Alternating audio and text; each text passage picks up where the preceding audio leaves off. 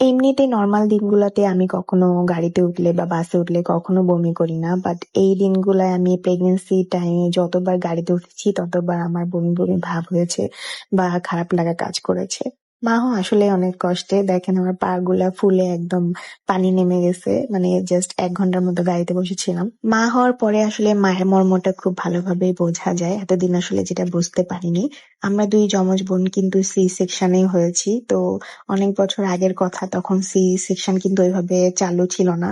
তারপরেও সি সেকশনে আমরা যখন হয়েছি, আমাদের দুই বোনকে একসাথে মানুষ করা, তারপর একসাথে বড় করা, একসাথে খাওয়ানো, ঘুম পাড়ানো আসলে কতটা যে টাফ হয়েছে আমার আম্মুর জন্য, সেটা এখন বুঝতে পারছি। তারপরেও সবকিছুর জন্য আলহামদুলিল্লাহ, কারণ মা হওয়ার মতো এরকম সৌভাগ্য আল্লাহ পাক আমাকে দান করেছেন। আর আলহামদুলিল্লাহ এখন আমি দুই সন্তানের জননী। নেক্সট আমি কষ্ট করে হলেও আপনাদের জন্য আরো একটা ভিডিও আপলোড করবো এন্ড রেডি করব।